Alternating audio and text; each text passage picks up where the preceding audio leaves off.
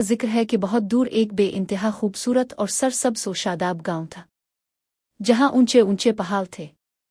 उनके दरमियान खूबसूरत नदियां बहती थीं, लहलहाती सरसब्ज़ व शादाब खेत थे, ऊंचे ऊंचे हरे भरे दरख्त थे जिन पर रंग बरंगे खुशनुमा और खुश जायका फल लगे हुए थे। मुख्तलिफ रंगों के खूबसूरत फूलों से भरे हुए पौधे थे जिन पर रंग बरंगी तितलियां मंडलाती थीं।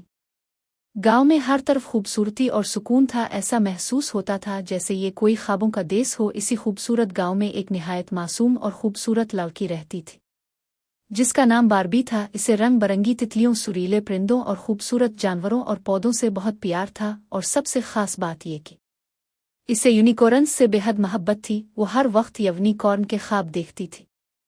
इसे ऐसा महसूस होता था कि इन खूबसूरत फ़ज़ाओं में यूनिकॉर्न इसके कहीं आसपास ही मौजूद है और उसकी एक आवाज़ पर दौड़ता हुआ इसके पास पहुंच जाएगा। इसके बाबा का एक घोड़ा भी था जिस पर वो रोज़ाना सवारी करती थी और यूनिकॉर्न के ख्वाब देखा करती थी।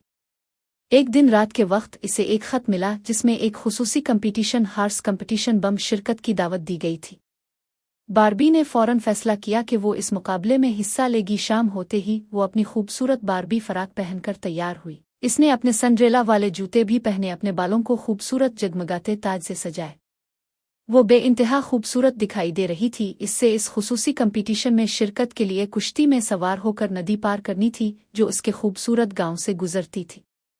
जब वो सफ़र के लिए कुश्ती पर रवाना हुई, अचानक रास्ते में वो कुश्ती जादुई तौर पर एक यूनिकॉर्न में तब्दील हो गई और बारबी को एक हैरत अंगेज जगह ले गई जिसका नाम यूनिकॉर्न लैंड था। यूनिकॉर्न लैंड बेइंतहा खूबसूरत था, एक जादुई ख्वाब की दुनिया जैसा था। ये वैसी दुनिया थी जिसे वो अक्सर अपने ख्वाबों में देखती थी।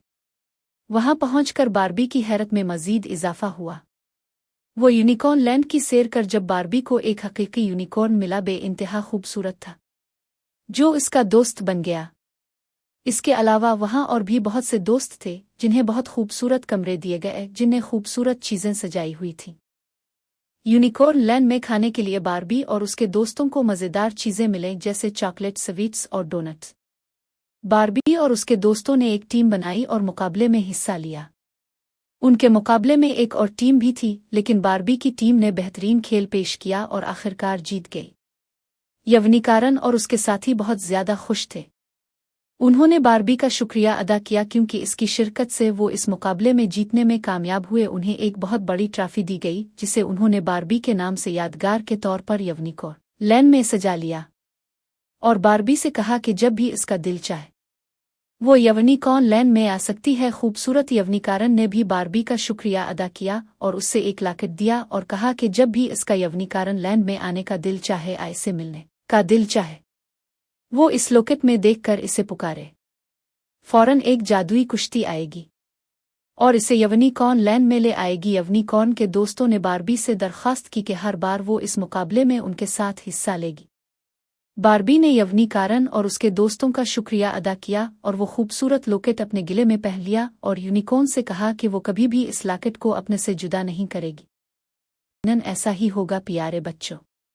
यकीनन आपको हमारी आज की दिलचस्प कहानी पसंद आई होगी। अगर आप हमारी ऐसी ही और दिलचस्प कहानियां सुनना चाहते हैं तो हमारे चैनल को सब्सक्राइब करना और वीडियो को लाइक करना मत भूलिएगा। मिलते हैं अपनी अगली वीडियो में, तब तक के लिए अल्लाह हाफिज।